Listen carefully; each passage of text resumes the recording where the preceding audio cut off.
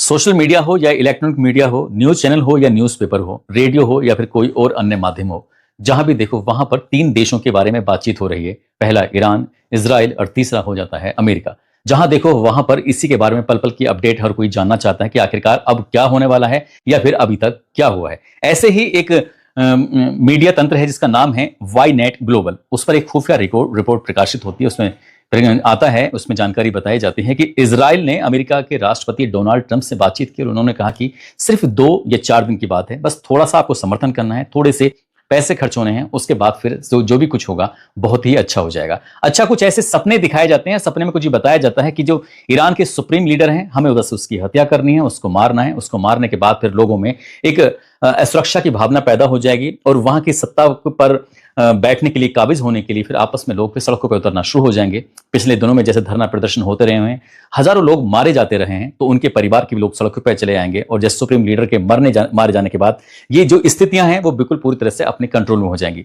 इसी बीच में हम लोग बीच में आएंगे, आने के बाद फिर वहां के लोगों को समझाएंगे और अपने ही मिजाज के किसी व्यक्ति को सीट पर जाकर बिठा देंगे, उस देश की जिम्मेदारी सौंप देंगे। फिर तेल भी अपना होगा, गैस भी अपनी होगी और फिर सेना की पूरी ताकत भी अपनी होगी। कुछ ऐसे ही सोचा था और ऐसे ही सोचने के बाद 28 फरवरी 2026 को ईरान की राजधानी तेहरान के लीडरशिप हाउसिंग कंपाउंड में 60 सेकंड के अंदर लगभग 30 बम डाले गए थे और उस जगह को पूरी तरह से नेस्तनाबूद कर दिया था, खत्म कर दिया था। और जैसी वो जगह खत्म होती है, नेस्तनाबूद होती है, तो अगले ही दिन यानी कि 1 मार्च 2026 की सुबह 7 बजे के आसपास सोशल मीडिया ही नहीं बल्कि हर एक जगह पर, चाहे वो इलेक्ट्रॉनिक मीडिया हो, प्रिंट मीडिया हो, न्यूज चैनल हो, हर जगह बस एक ही खबर चल रही थी कि ईरान के supreme leader Ayatollah Ali Khamenei अब इस दुनिया में नहीं रहे, उनको मार दिया गया है। बस इतना था। और जैसे ये खबर चलने लगती है तभी दूसरी खबरें सोशल मीडिया पर बहुत तेजी के साथ चलने लगती है कि कुछ भी हो, खामनेई बचने के उनके पास बहुत सारे रास्ते थे, वो जाकर बंकर में छिप सकते थे, लेकिन उन्होंने अपने देश के लिए अपनी जान देना ज्यादा बेहतर समझा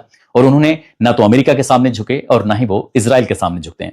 बस इतना था। जैसे ही उनके सुपुर्द खाक के लिए उनके शरीर को लेके जा रहे थे दफन कराने के लिए, इसी बीच में हजारों नहीं बल्कि लाखों नहीं, करोड़ों की संख्या में लोग सड़कों पर उतर जाते हैं। उतरने के बाद उनके समर्थन में नारेबाजी करना शुरू कर देते हैं। न केवल ईरान के अंदर बल्कि दुनिया के अलग अलग मुल्कों में भी लोग सड़कों पर उतरते हैं और उनके समर्थन में लोग नारेबाजी करते हैं और उनके लिए बहुत सारी दुआएं करते हैं। आगे जो होता है उससे कहीं ना कहीं जो अमेरिका के अंदर एक डर सा बन गया है, अगर अमेरिका ने हाथ पैर पीछे खींचे तो इजराइल के लिए आगे भविष्य में मुश्किल होना यह तय माना जा रहा है। आदाब, नमस्कार, सत श्री अकाल। मैं उस्मान सैफी।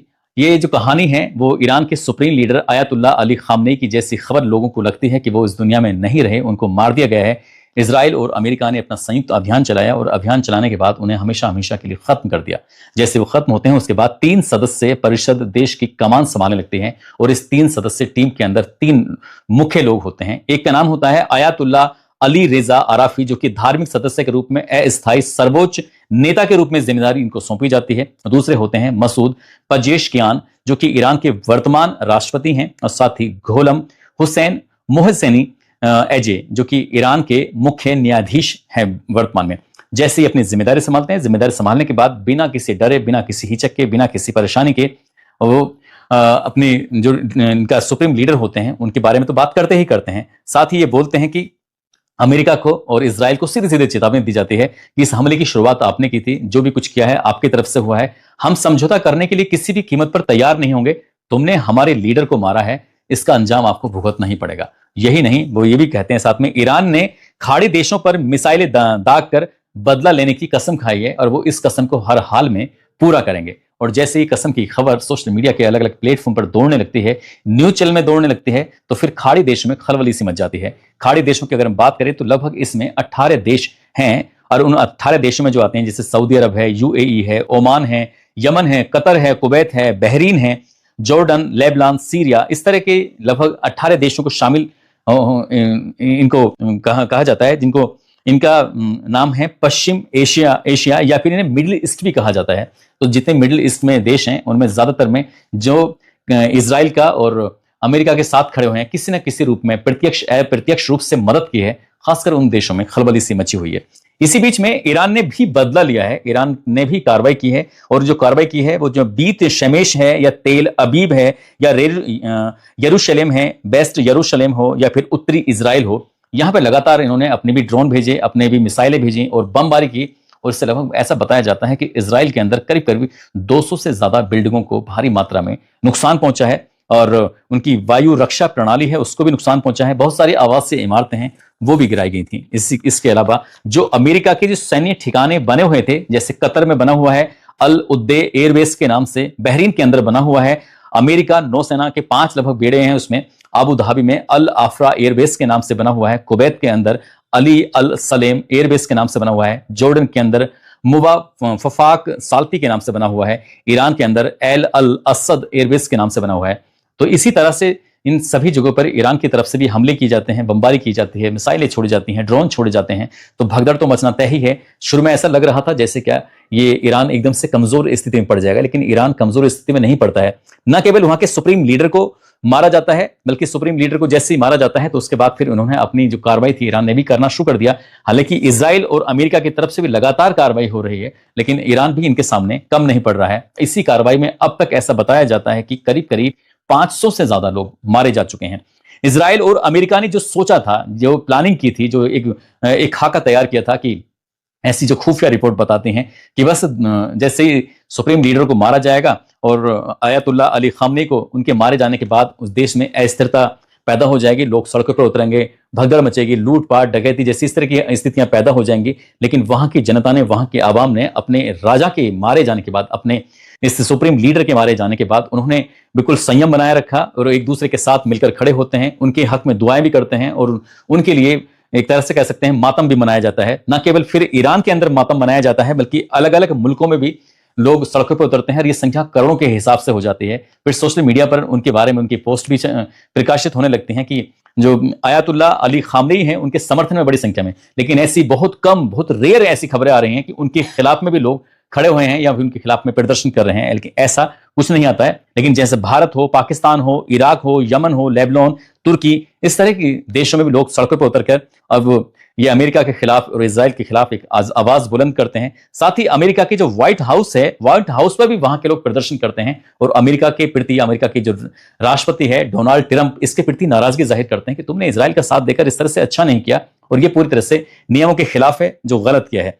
अब ऐसी स्थिति में जो अमेरिका अगर अपना हाथ पीछे खींच लेता है तो इजराइल बिल्कुल अकेला पड़ जाएगा और ये इजराइल अगर अकेला पड़ जाता है तो फिर बहुत ज्यादा दिक्कतें पैदा इजराइल के लिए होना तय माना जा रहा है। अब आगे होना क्या है या नहीं होना है, लेकिन ईरान ने खाड़ी देशों पर, जो खाड़ी अरब देश हैं, उन पर मिसाइल दागने की जो कसम खाई है उससे खाड़ी देश जरूर निंदा कर रहे हैं। खाड़ी देश में डर बना हुआ है, अगर ऐसा हो जाता है तो उनको बड़ी मात्रा में, भारी मात्रा में नुकसान होगा। न केवल व्यापार उनका ठप हो जाएगा बल्कि उनकी बिल्डिंगें भी बर्बाद हो सकती हैं। बहुत सारे नुकसान जब युद्ध होता है तो होते ही हैं अभी ऐसी स्थिति में।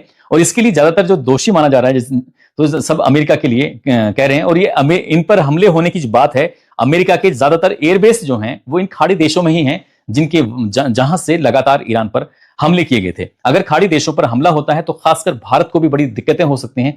दिक्कतें इसलिए हो सकती हैं कि यहां से बड़ी संख्या में लोग मजदूरी के हिसाब से जाते हैं, इंजीनियर होते हैं, विभिन्न कंपनी में नौकरी कर रहे होते हैं, आईटी कंपनी में होते हैं, नर्सिंग जो हेल्थ में बहुत बड़ी संख्या में नौकरियां कर रहे हैं। अगर दुबई और आबू धाबी की बात करें तो लगभग 34 से 43 लाख के आसपास यहाँ के लोग हैं जो भारत के वहां पर काम कर रहे हैं।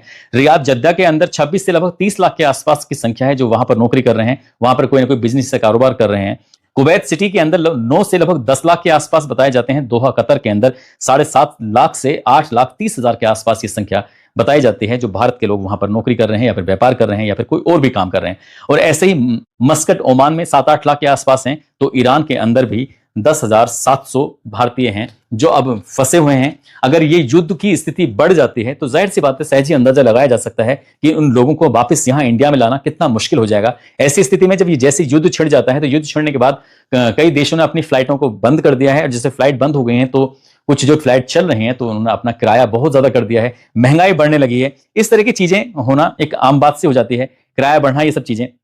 लेकिन अगर हम अपने देश की बात करें, भारत के प्रधानमंत्री नरेंद्र मोदी जी की बात करें तो नरेंद्र मोदी जी ने इस लड़ाई में अभी सीधे सीधे कोई पक्ष नहीं लिया है। ना तो इजराइल का सीधे पक्ष लिया कि जो तुम कर रहे हो सही कर रहे हो, ना ही ईरान के बारे में कहा है कि हाँ जो वहां पर हुआ है गलत हुआ है। लेकिन उन्होंने बोला जरूर है, संतुलित प्रतिक्रिया दी है और खामने की मौत पर अभी आधिकारिक कोई संदेश नहीं दिया है। इस बात को लेकर भी लोगों में बड़ी चर्चा है कि आखिरकार देश के प्रधानमंत्री ऐसा क्यों नहीं बोल रहे हैं, ऐसा क्यों नहीं कर रहे हैं। ये इसलिए भी कह रहे हैं क्योंकि 19 मई 2024 को ईरान के तत्कालीन राष्ट्रपति इब्राहिम रईसी का जो हेलीकॉप्टर था वो क्रैश हो जाता है, और जैसे भी क्रैश होता है तो उनकी मौत हो जाती है। उनकी मौत के बाद भारत सरकार ने राष्ट्रपति के सम्मान में 1 दिवसीय राजकीय शोक घोषित कर दिया था। ये बहुत बड़ी बात हो जाती है कि दूसरे देश के राष्ट्रपति के लिए हमारे देश में राष्ट्र का शोक मना रहा है।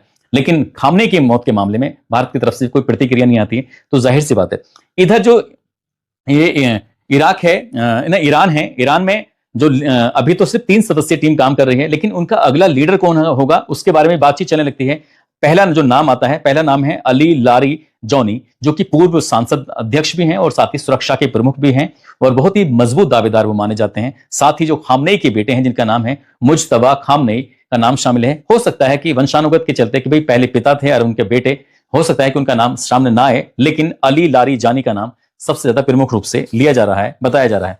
लेकिन अगर हम अमेरिका के पिछले कुछ दिनों की बात करें, जैसे क्या हम सिर्फ 13 महीनों की बात करते हैं, 20 जनवरी 2025 को अमेरिका के जो राष्ट्रपति डोनाल्ड ट्रंप हैं, उनका दूसरा कार्यकाल शुरू होता है और दूसरे कार्यकाल में उन्होंने महज 13 महीनों में 7 देशों पर सैन्य हमले किए हैं या बमबारी की है। कुछ रिकॉर्ड की अगर बात करें, जैसे ईरान में ट्रंप ने जून 2025 में ऑपरेशन मिडनाइट हैमर के नाम से चलाया था और ईरान के जो परमाणु ठिकाने थे उन पर हमला किया था। इसके बाद फरवरी 2026 में, जिसके बारे में पूरी दुनिया बात कर रही है, उन्होंने एक ऑपरेशन एपिक फ्यूरी के नाम से चलाया है, लगातार बमबारी की है और उसमें बहुत बड़ी संख्या में नुकसान भी पहुंचा है। और ऐसा भी है कि वहां प्राइमरी स्कूल के बच्चों पे ही बमबारी कर दी गई। उसमें 153 लड़कियां जिसकी कम से कम उम्र 7 साल और अधिकतम उम्र 12 साल के आसपास है, उन बच्चियों के मारे जाने का भी पूरी दुनिया में लोग अफसोस मना रहे हैं कि उन बच्चियों की क्या गलती थी कि उनके स्कूल पे ही बम गिरा दिए गए। ऐसे ही वेनेजुएला के अंदर 3 जनवरी 2026 को ऑपरेशन एब्सोल्यूट रिजोल्व के नाम से चलाया गया था, जो कि इसके तहत राजधानी काराकास, ये बहुत ज्यादा चर्चाओं में भी रहा था कि उनके जो राष्ट्रपति हैं निकोलस मादुरो, उनको हिरासत में ले लिया गया था। कि किसी देश के राष्ट्रपति को इस तरह से हिरासत में लेना और वो जाना एकदम जादुई, जैसे फिल्मों में दिखाते हैं, ठीक वैसे ही किया गया था। और ये सब कराने वाले डोनाल्ड ट्रंप होते हैं। ऐसे यमन में मार्च से मई तक मार्च 2025 की बात है, इन्होंने ऑपरेशन रफ राइडर चलाया और उसके तहत हुती विद्रोही जो थे उनको रडार पर लिया, उन पर मिसाइल लॉन्च साइटों पर दर्जनों हवाई हमले किए गए, नौसैनिक हमले किए गए।